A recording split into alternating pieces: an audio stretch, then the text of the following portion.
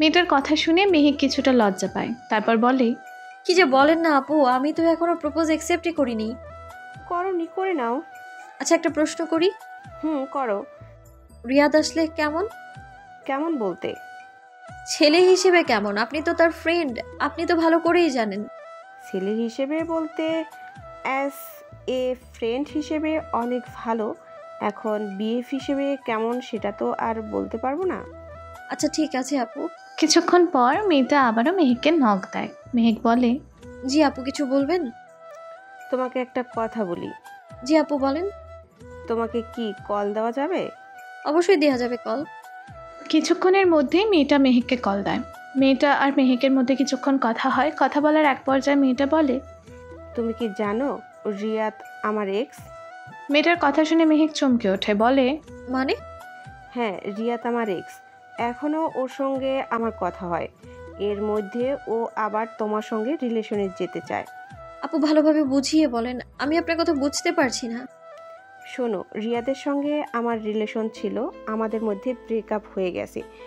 এরপরে ও আবার আমাকে নক করে, আবার আগের মতো সব ঠিক করার জন্য। এর মধ্যে তো তুমি আমাকে মেসেজ দিচ্ছ যে ছেলেটাকে আমি চিনি কি চিনি না। এ ছেলে তো ভালো ফাজিল, ও আমায় প্রপোজ করছে, আবার আজকে আমার সঙ্গে দেখাও করছে। তুমি আর বেশি দেখছি কিছুই জানো না। ও এক নাম্বারে প্লে বয়। কাজই হচ্ছে একটা না একটা মেয়ের সঙ্গে রিলেশনে যাওয়া। বলতে পারো এক প্রকার লোকাল বাস। লোকাল বাস যেমন সব সময় ভরা থাকলেও বলে যে ফাঁকা আছে, উঠে আসেন, ঠিক তেমন সেও এতগুলো জেফ থাকার পরও সে বলে যে আমি সিঙ্গেল। মেয়েটার কথা শুনে মেহেক খিলখিল করে হেসে ওঠে। মেয়েটাও হাসতে থাকে। মেয়েটা বলে, শোনো, ওর সঙ্গে কোনো প্রকার যোগাযোগ রেখো না। আর এক কাজ করি, চলো, যেহেতু বলেছে ও সিঙ্গেল আর এদিকে আমার সঙ্গে রিলেশন ঠিক করার জন্য আবার মেসেজ দিচ্ছে, এক কাজ করি, তুমি আর আমি একদিন শাড়ি পরে ওকে একটা জায়গায় ডাকি। তারপরে বোঝা যাবে ও আমার সঙ্গে রিলেশনের কথা স্বীকার করতে চায় নাকি সিঙ্গেল দাবি করে তোমার সঙ্গে রিলেশনে যেতে চায়। মেয়েটার কথা শুনে মেহেক খিলখিল করে হাসছে আর বলছে, ঠিক আছে আপু, একদিন তাই করা লাগবে, ওকে উচিত শিক্ষা দিতে হবে। প্রায় অনেকক্ষণ মেহেক আর ওই মেয়েটার মধ্যে কথা হয়। এক পর্যায়ে দুজন ফ্রেন্ড হয়। এদিকে এত রাতে মেহেককে ফোনে কথা বলতে দেখে নেহালের মেজাজ হয় গরম। রাত বাজে প্রায় 12:40। এখনও ফোনে কথা বলতেছে মেহেক। নেহাল মেহেকের দরজায় নক করে। মেহেক ফোনটা রেখে দরজা খুলে দেখে নেহাল দাঁড়িয়ে আছে। নেহালকে দেখে শুকনো একটা ঢোক গেলে মেহেক বলে, কিছু বলবেন? নেহাল ভ্রুকুচকে তাকিয়ে থাকে মেহেকের দিকে। নেহালের এমন তাকানো দেখে ভেতর ভেতর মেহেক ভয় পাচ্ছে, কিন্তু তা প্রকাশ করছে না। নেহাল মেহেকের দিকে তাকিয়ে বলে, রাত কয়টা বাজে, এখনো ফোনে ফিচফিচ করে কথা বলছিস? মেহেক আমতা আমতা করতে করতে বলে, আসলে একটা ফ্রেন্ডের সঙ্গে কথা বলছিলাম। কেমন কথা বলছিস যে সকালে বলা যাবে না, এই রাত্রে কথা বলা লাগবে? রাত কত হয়েছে দেখছিস? যা ঘুমাবে এত। আর একবার যদি দেখেছি এত রাত পর্যন্ত ফোনে কথা বলতে, তাহলে তোর খবর আছে। কথাগুলো বলে চলে যায় নেহাল। এদিকে দরজা বন্ধ করে দিয়ে বিছানায় বসে জোরে জোরে নিঃশ্বাস নিচ্ছে মেহেক। মনে মনে প্রচণ্ড ভয় কাজ করছে। আজ যে সে রিয়াদের সঙ্গে দেখা করতে গিয়েছিল, সেটা যদি নেহাল জানতে পারে তাহলে তার কি অবস্থা হবে। মনে মনে প্রচণ্ড রাগ লাগছে। কেন রিয়াদের সঙ্গে কথা বলতে গিয়েছিল, আবার দেখাও করতে গিয়েছিল। মন চাইছে রিয়াদ বেটাকে গাছে লটকায় পেটাই। আমি কি পেটাবো? নেহাল যদি জানে তাহলে আমাকে উল্টো ধরে পেটাবে। প্রচণ্ড ভয় আল্লাহ আল্লাহ করতে করতে ঘুমিয়ে পড়ে মেহেক। এই যে মিস্টার, আমাকে কেমন লাগছে? কথাটা শুনে সামনে তাকিয়ে দেখে মেহেক নীল শাড়ি পরে দাঁড়িয়ে আছে। মেহেকের দিকে রিয়াদ অপরূপ দৃষ্টিতে তাকিয়ে আছে। কিছুক্ষণ পর কেউ একজন বলে ওঠে, এই যে মিস্টার, আমাকে কেমন লাগছে শাড়িতে? পরিচিত কারো কণ্ঠ শুনে পেছনে তাকাতে ভূত দেখার মতো চমকে ওঠে রিয়াদ। একবার দিয়ার দিকে তাকায়, একবার মেহেকের দিকে তাকায়। রিয়াদ কাকে রেখে কাকে কি বলবে বুঝতে পারছে না। মেহেক আর দিয়া একসঙ্গেই বলে, কি হলো বলো, কেমন কি হলো লাগছে বলো, আমাদের? কেমন লাগছে আমাদের? রিয়াদ বেচারা মেনকাজ চিপায় পড়ে গেছে। পেছনে বর্তমানে গার্লফ্রেন্ড, সামনে ভবিষ্যৎ গার্লফ্রেন্ড। কাকে দেখে কাকে কি উত্তর দেবে বুঝতে পারছে না। রিয়াদের অবস্থা বুঝতে পেরে দিয়া আর মেহেক বলে, থাক, তোমার বলা লাগবে না, আমিই বলছি, আমাদের অনেক সুন্দর লাগছে, তাই না? শেষের কথাটা একটু সুর টেনে বলে। এদিকে বেচারা রিয়াদ, সে তো ভয়ে ঘামছে।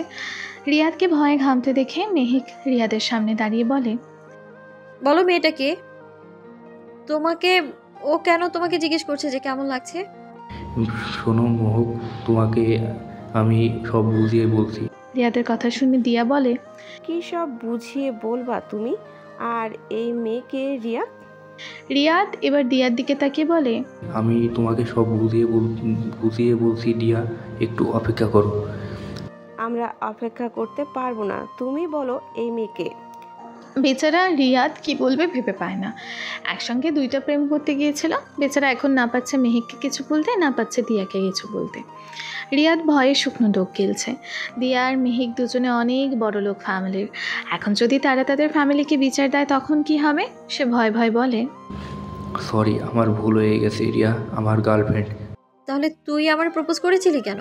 শান্ত স্বরে জিজ্ঞাসা করে মেহিক। রিয়াদ বলে, সরি, আমার ভুল হয়ে গেছে।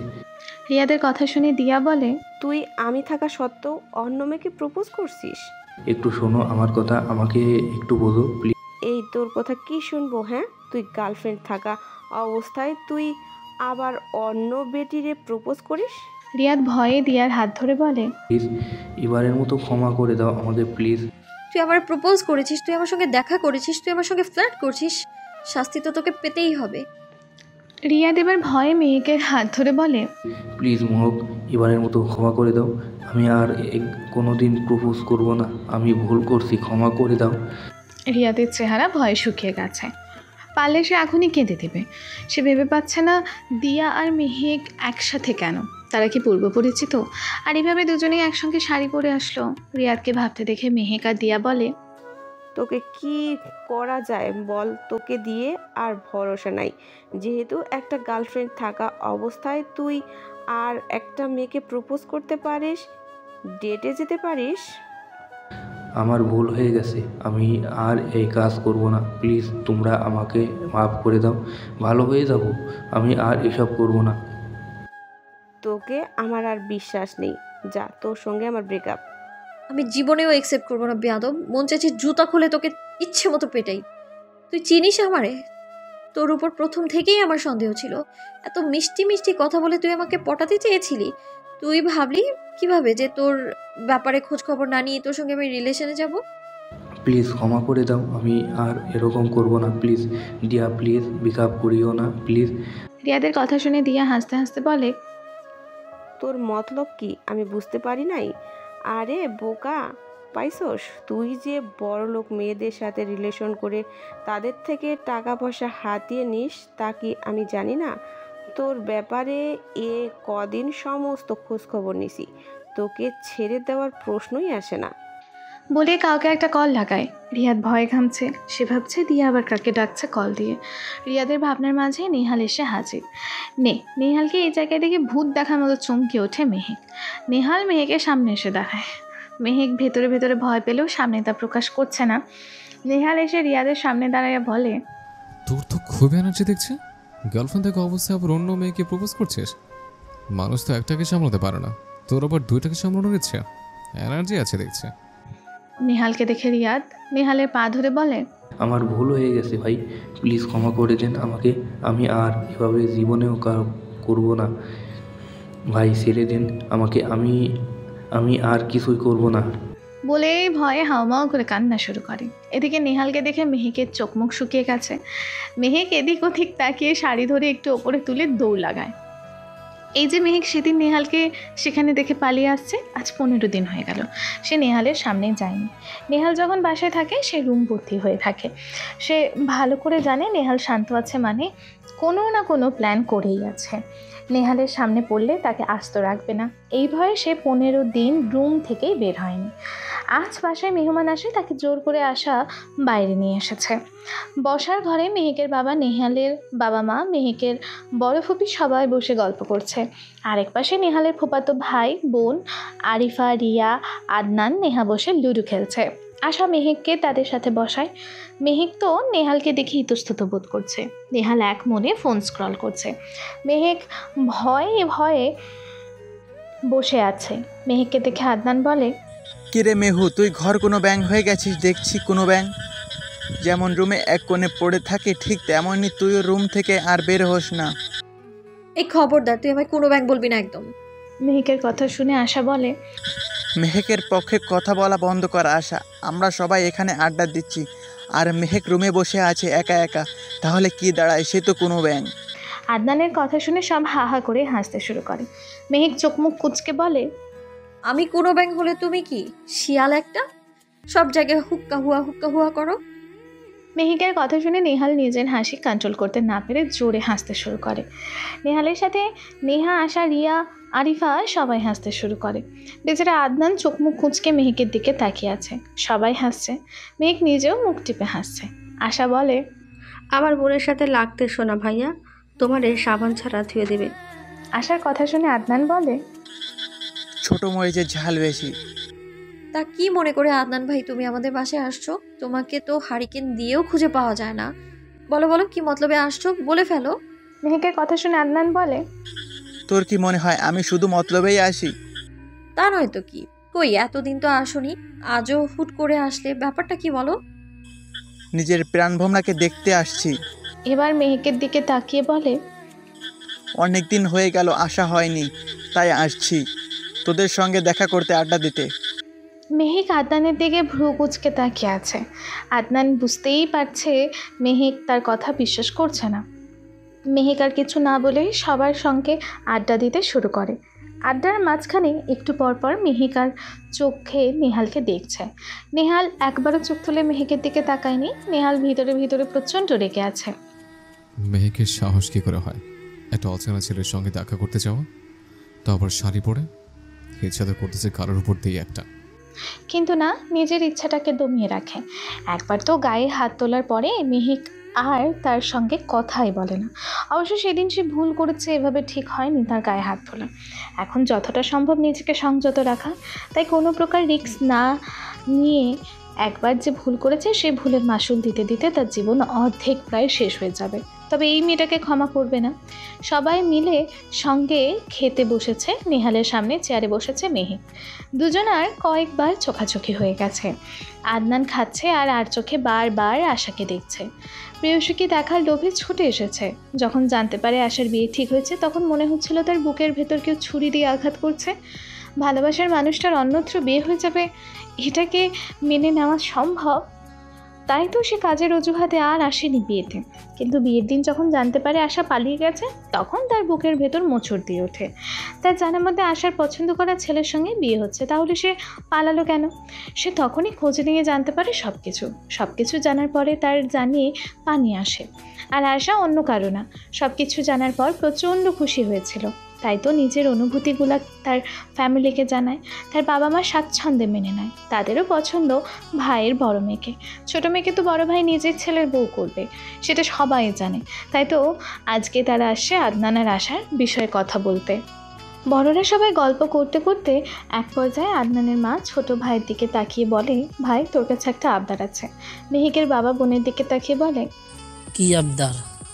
আদনানের মা আমতা আমতা করতে করতে বলে, আসলে আমি আদনানের জন্য আশার হাত চাইছি। আশাকে আমি আমার ছেলের বউ বানিয়ে নিয়ে যাব। বোনের কথা শুনে মেহেকের বাবা বড় ভাইয়ের দিকে তাকান। নেহালের বাবা ছোট ভাইয়ের দিকে তাকিয়ে বলে, তোর মেয়ে তুই ভালো বুঝিস, একবার তো ওকে না জিজ্ঞেস করে, ওর মতামত না নিয়ে আমরা ভুল কাজ করেছিলাম। এবার হার তাই করা যাবে না। আগে আশার সঙ্গে কথা বলে দেখতে হবে সে কি চায়, তারপরে বাকিটা দেখা যাবে। আদনানের মা পেছনে তাকিয়ে দেখেন সবাইকে। খাওয়ার টেবিলে বসে সবাই খাচ্ছে রাতের খাবার। খাওয়ার এক পর্যায়ে আদনানের মা বলে, আশা মা, তোর সাথে একটা কথা ছিল আমার। আশা ফুপির দিকে তাকিয়ে বলে, ফুপি বলো।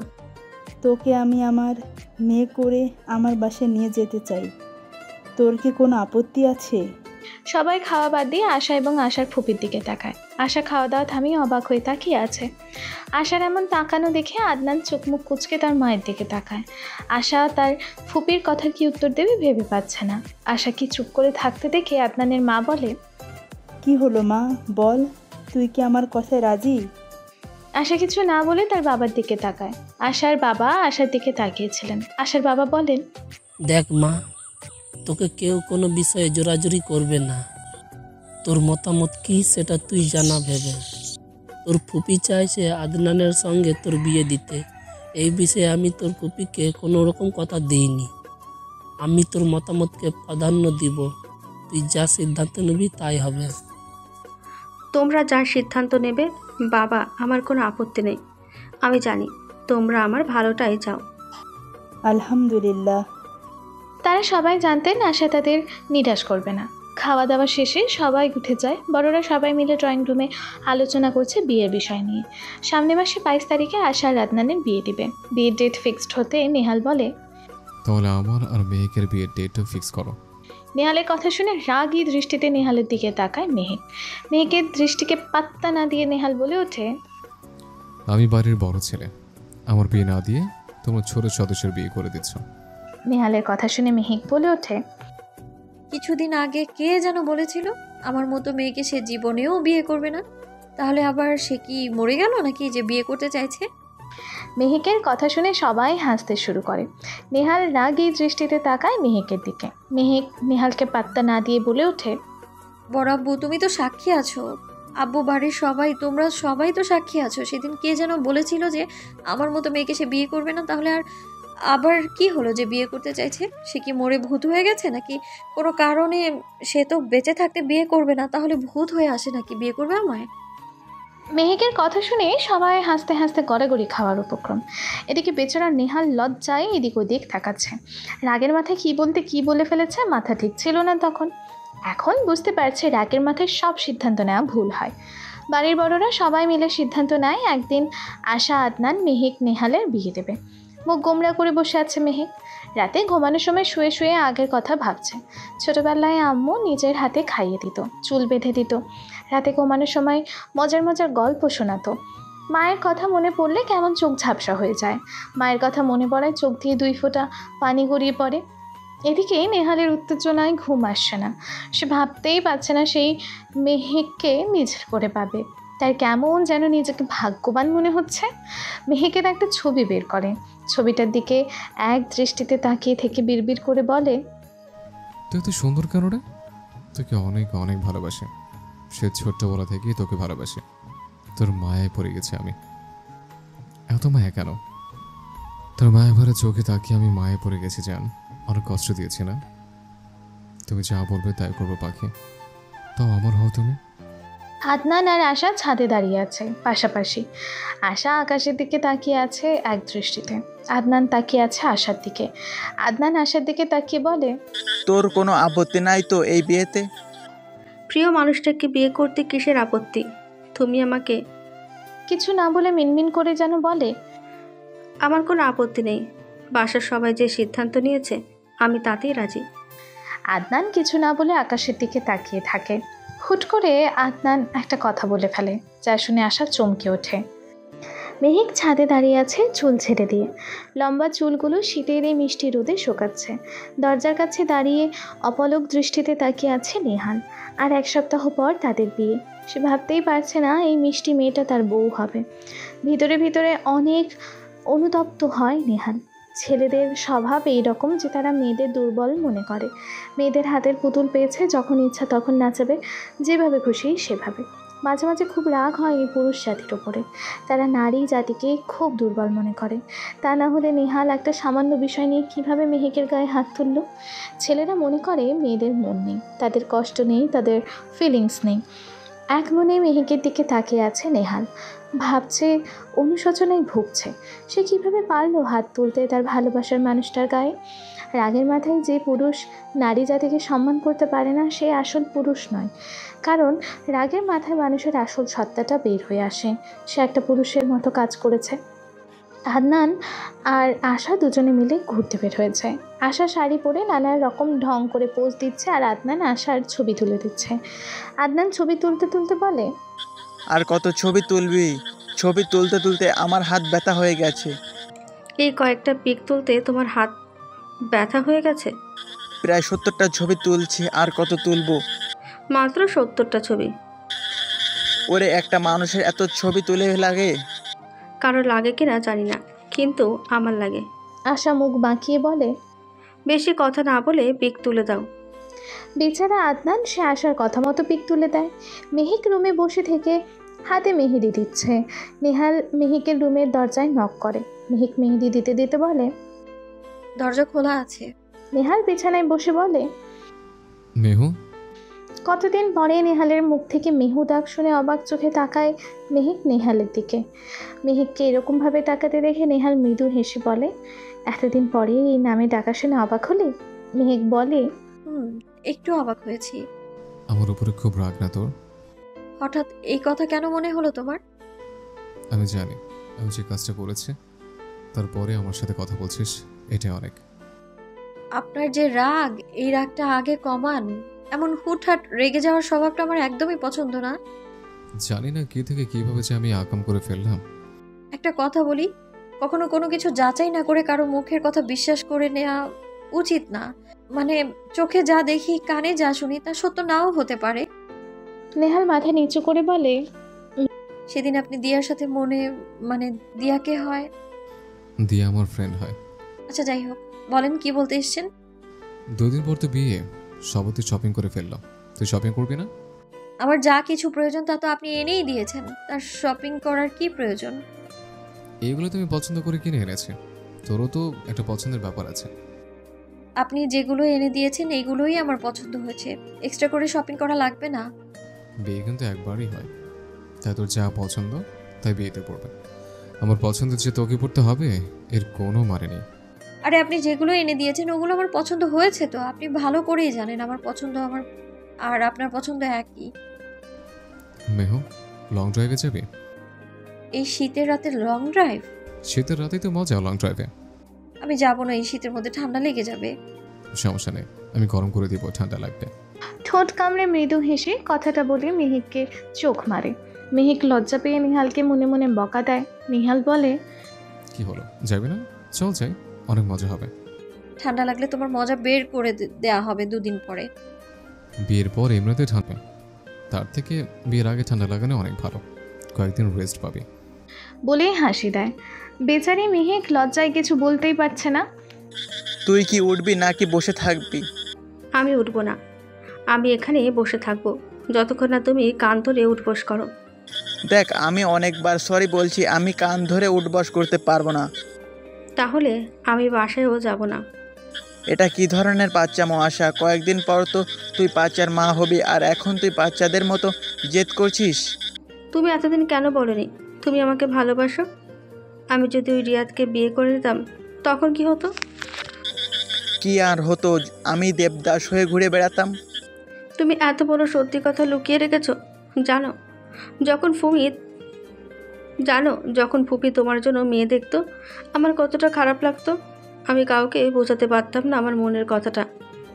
আশার চোখ দিয়ে টপটপ করে পানি পড়ছে। আদনান অসহায় তাকিয়ে আছে আশার দিকে। আশাকে বুকের সাথে জড়িয়ে ধরে বলে, আমি গিয়ে জানতাম আমার এই পিচ্চি আশাটা আমাকে এত ভালোবাসে। আমি তো জানতাম পিচ্চি আশাটা আমাকে দেখে ভয় পায়। আশা হুট করে একটা কাণ্ড করে বসে, যা দেখে আদনান চিৎকার করে বলে, উঠে তুই আমার শার্টের সর্দি মুছেছিস কেন? আদনানের কথা শুনে আশা খিলখিল করে হেসে ওঠে আর বলে, ঠিক হয়েছে। তবে রে, বলে আশাকে দৌড়ানি দেয়। আশা দৌড়াচ্ছে আগে আগে, আদনান আশার পিছন পিছন দৌড়াচ্ছে। ভুল শুধরে দিয়ে সাথে থাকাটাই ভালোবাসা। প্রিয় মানুষটার একটু ভুলের জন্য তাকে ছেড়ে দেওয়াটা ঠিক না। মানুষ মাত্রই ভুল, তাই তাকে দ্বিতীয়বার সুযোগ দেওয়া উচিত। নেহাল আর মেহিক দুজনে লং ড্রাইভে বের হয়েছে। মেইন রাস্তায় গাড়ি আপন মনে চলছে। রাস্তা ফাঁকা, হাতে গোনা কয়েকটা গাড়ি চলাচল করছে। মেহিক নেহালের দিকে তাকিয়ে মনে মনে বলে, মানুষ স্বপ্ন দেখে আর আমি আপনাকে দেখি। মানুষ সুখ খোঁজে, আমি আপনাকে খুঁজি। ভালোবাসা বড়ই অদ্ভুত, কাউকে দেয় পূর্ণতা আর কাউকে দেয় শূন্যতা। পৃথিবীর সবকিছুর বিনিময়ে আমি তোমাকে চাই। কথাটা বলেই নেহাল মেহিকের দিকে তাকায়। মেহিক নেহালকে বলে, তাই নাকি? খুব ভালোবাসেন আমায়? কতটা ভালোবাসি যদি বোঝাতে পারতাম তাহলে আমাকে ছাড়া আর কিছু চাইতে না। তুমি সবসময় আমাকেই চাইতে। তুমি মানো আর না মানো, তুমি শুধু আমার, মানে আমার। তোমাকে আমি কারোর সঙ্গে 1%ও ভাগ করে নিব না। তোমাকে আমি 100% চাই। 99% চাই না। অনেকে বাবা, কিন্তু আমার মধ্যে কাউকে পাবে না।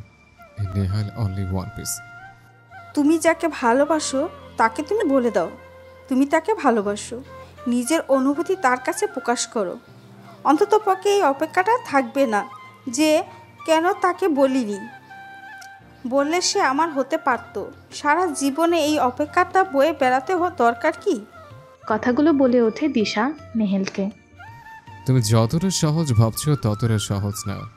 আমি যে অন্যায় করে ফেলেছি মেহু, আমাকে কি মাফ করবে? একবার ওর কাছে গিয়ে সব কিছু খুলে বলো, তাহলেই তো হয়।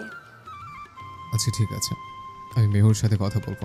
বিশ্বাস করো, আমার দম বন্ধ আসছে তোমাকে উপেক্ষা করে। আমার ভীষণ কষ্ট হয়।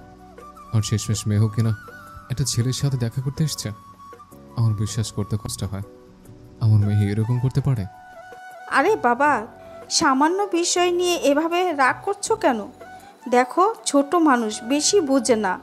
এটা ভুল করে ফেলেছে, রাগারাগি করার কোনো দরকার নেই। তুমি সুন্দরভাবে নিজের ভুলের জন্য ক্ষমা চাও, সব ঠিক করে নাও। এ বিষয়ে ওকে কিছু বলার দরকার নেই। আমার মনে হয় কি জানো, মেহু তোমাকে ভালোবাসে কিন্তু বলতে পারে না। আর একটা কথা কি জানো, এই কথায় কথায় গালিগালাজ, হাত তোলা, রাগারাগি করা এটা একদম ঠিক না। ছেলেদের স্বভাবে এরকম, একটু কিছু হলেই গালাগালি, না হয় গায়ে হাত তোলা। অন্ততপক্ষে তোমার থেকে এরকম কিছু আশা করিনি।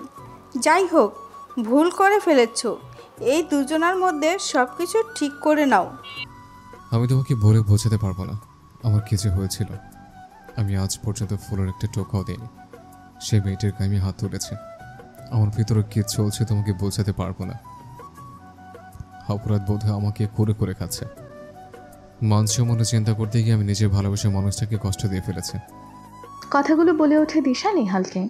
মেহু আর নেহান নদীর পাড়ে এসেছে। হালকা হালকা বাতাস বইছে, হালকা কুয়াশা। দুজন প্রেমিক প্রেমিকা দাঁড়িয়ে নদীর দিকে তাকিয়ে আছে। হুট করে নেহাল মেহুকে জড়িয়ে ধরে। মেহু নেহালের বুকে মাথা দিয়ে চুপচাপ দাঁড়িয়ে আছে। যদি আমার কোনো খারাপ দিক আপনার চোখে পড়ে তাহলে বলে দিবেন, আমি শুধরে নেব ইনশাআল্লাহ। তবে কারো কথা শুনে যাচাই না করে আমার সাথে বাজে কিছু করলে এরপরে কিন্তু আর ক্ষমা করব না আমি, কথাটা মাথায় রাখবেন। কথাটা বলে মেহু মাথাটা তুলে নেহালের দিকে তাকায়। আমি কথা দিলাম কোনো অভিযোগ করার সুযোগ দিব না। কবি বলেছেন, পুরুষ তুমি কার? পুরুষ বলেছেন, আমি অনলাইনে যখন যাকে পাই আমি তার। মেহুর কথা শুনে হা হা করে হাসতে শুরু করে নেহাল। নেহালের সাথে মেহু হাসতে শুরু করে। কেউ না জানুক আমি তো জানি আমি তোমার, কেউ না জানুক তুমি তো জানো তুমি আমার, কেউ না জানুক আমি তো জানি আমি তোমার, কেউ না জানুক তুমি তো জানো তুমি আমার। কথাটা বলে নেহাল মেহুর কপালে অধর ছোঁয়ায়। যে প্রেমের কোনো শেষ নেই সে প্রেম আমাদের হোক। যে প্রেমের কোনো শেষ নেই সে প্রেম আমাদের হোক। হাতে হাত রেখে কথাটা বলে ওঠে আশা আর আদনান। আশা আদনানকে বলে, আমি না একটা কথা অনেকদিন থেকে ভাবছি। কি কথা ভাবছো? সাবানের প্যাকেটে শুধুমাত্র মেয়েদের ছবি থাকে কেন? ছেলেটা কি গোসল করে না?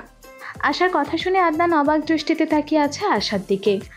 কি উত্তর দেবে আশার প্রশ্নের জবাবে? কি হলো, কি কথার উত্তর দিচ্ছ না কেন? কি উল্টাপাল্টা প্রশ্ন করিস? সাবান কোম্পানিতে জিজ্ঞেস করিস কেন তারা ছেলেদের ছবি দেয় না? আমার মনে হয় ছেলেরা গোসল করে না, যেমন তুমি। আর সাবান কোম্পানি সাবানের প্যাকেটে শুধু মেয়েদের ছবি দেয়, কারণ মেয়েরা তো প্রতিদিন গোসল করে, যেমন আমি। আমি গোসল করি না আর তুই প্রতিদিন গোসল করিস। দেখা যাবে দুদিন পর থেকে কে কতবার গোসল করতে পারে। আদনানের কথা শুনে আশা চোখ বড় বড় করে তাকিয়ে আছে আদনানের দিকে। আদনান মুচকি হেসে বলে, অপেক্ষা কর, তখন দেখতে পাবি আমি গোসল করি কতবার। দেখতে দেখতে 2 দিন কেটে গেছে। একসাথে আশা আর আদনান, নেহাল ও মেহেরের বিয়ে সম্পন্ন হয়েছে। বর্তমান এই 2 নবদম্পতি বাসর ঘরে অবস্থিত।